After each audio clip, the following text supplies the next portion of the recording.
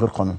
امبارح 4 مواطنين ما اقدرش اعرض لكم الصور بيتسحلوا لحد ما يموتوا لانهم شيعه. بيتسحلوا لحد ما يموتوا عشان تزودوا حملات التكفير ويطلع بقى هنسحقهم هنقتلهم واللي يرش بالماء يرش بالدم وده داعيه اسلامي. دول دعاة الاسلام. هنسحقكم هنقتلكم هنموتكم بالرصاص بالدم. ده داعيه اسلامي.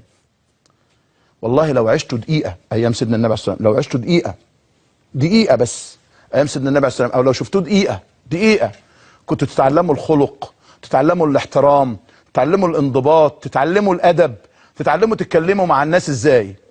انتوا مالكوش علاقه بالاسلام خالص لان انتوا قتله. انتوا قتله.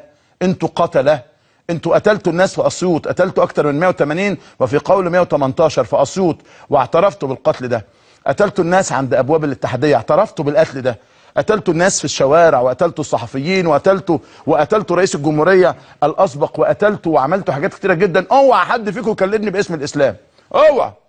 ولا انت رايح توجه كلامك انت لشيخ الازهر. مين انت عشان تتكلم لشيخ الازهر؟ انتوا اوعوا تتكلموا باسم الاسلام. انتوا قتله. والاسلام ملوش علاقه. الاسلام كان يفتح البلاد، كان ينشر الرساله. لما جه الاسلام هنا الى مصر، القبط في مصر هم اول من رحبوا وكانوا يعاملوا معامله من افضل من اروع من احسن ما يكون. تطلع تشتم لي البابا شنوده، تشتم لي البابا توادرس، تشتم لي شيخ الازهر، تشتم لي مش عارف مين يا اخي. ما شتمتوش يا اخي. اديك قعدت تتكفر لحد ما طلعوا امبارح وتشوفوا الصوره تلاقي عيال وشبان وكبار كلهم جاريين رايحين يقتلوا الناس.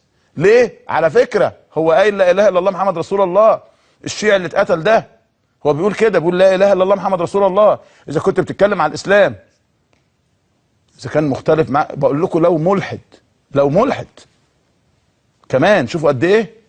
لكن انت عشان حضرتك عمال تعمل لي تكفير، شغال تكفير في العالم، شغال تكفير في الوطن، شغال تكفير في الناس، كفرتوا الناس، قتلتوا الناس. ده ربنا هيحاسبكم حساب. ده انتوا حسابكم ملوش حدود. يا نهار ابيض. ده ربنا هيغفر لنا باخطائكم. والله العظيم اقسم بالله ان ربنا هيغفر لنا باخطائكم وبجهلكم. اللي يقول لك الراجل قال لهم سيدنا النبي قاعد معاهم في الصلاه فاقيمت الصلاه، قالوا لسيدنا النبي اتفضل ام بينا، قال لك الرئيس مرسي ام بينا، قدموا للصلاه. ده ربنا، ده بقول لكم ده ربنا هيغفر للامه دي بجهلكم وبافتراكم. ده انتوا جالكم فرص. قبل ما اروح بس لابراهيم